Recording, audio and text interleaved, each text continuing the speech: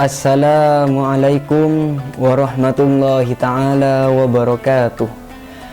Hadirin yang berbahagia, para sahabat, para pendengar yang dirahmati oleh Allah.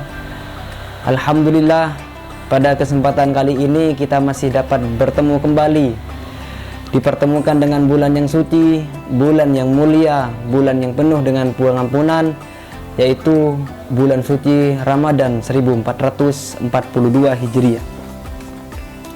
Hadirin yang berbahagia, di hari kiamat kita akan dikumpulkan di suatu tempat yang disebut dengan padang mahsyar, di mana pada saat itu wajah kita akan berbeda-beda tergantung dengan amal perbuatan masing-masing selama di dunia.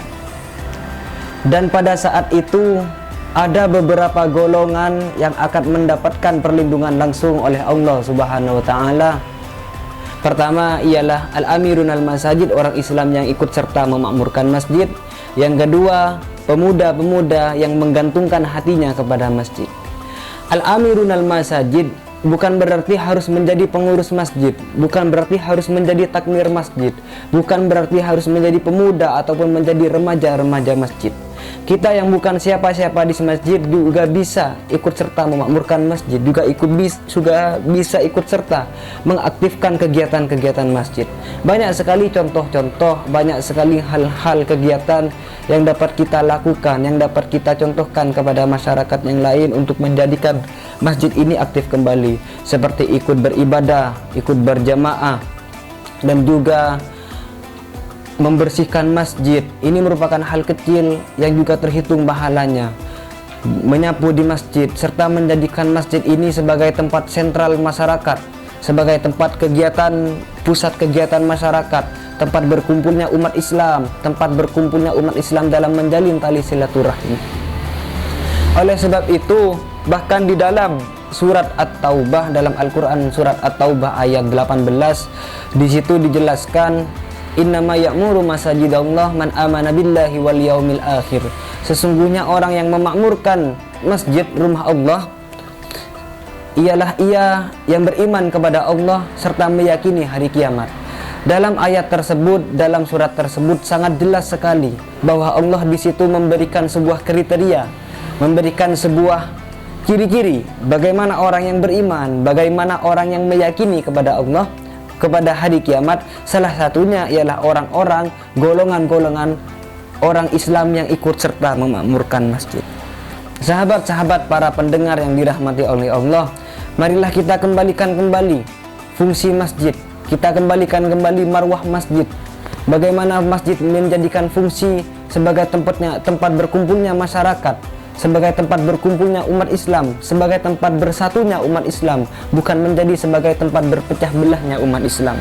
Oleh sebab itu, apabila masjidnya aktif, apabila masjidnya makmur, maka akan berdampak, maka akan berefek kepada masyarakat sekitar, terutama masyarakat sekitar yang ada di sekitar masjid. Golongan selanjutnya ialah para pemuda yang menggantungkan hatinya kepada masjid. Sekarang sudah banyak kelompok remaja masjid, kelompok pemuda masjid, kelompok taklim masjid, yang di situ penggeraknya adalah para pemuda, para remaja. Karena dari situ dapat mencerminkan apabila pemudanya aktif dalam memakmurkan masjid, maka dapat menjadi contoh serta menjadi penggerak bagi kader-kader yang lain. Sekarang ini sudah banyak sekali masjid, setiap desa, setiap dusun, bahkan setiap dusun, setiap desa, satu desa pasti ada satu masjid, minimal 2, 3 sampai 4 masjid. Oleh sebab itu tidak ada alasan bagi kita semua untuk bermalas-malesan meningkatkan keimanan kita, meningkatkan ibadah kita, beribadah di masjid. Tidak ada alasan bagi kita semua untuk ikut serta memakmurkan masjid, karena masjid ini merupakan rumah Allah, yang di situ banyak sekali kemuliaan-kemuliaan serta pahala-pahala yang didapat gandakan oleh Allah Subhanahu wa taala. Apalagi di bulan Ramadan ini banyak sekali kegiatan-kegiatan yang dilipat gandakan pahalanya oleh Allah Subhanahu wa taala.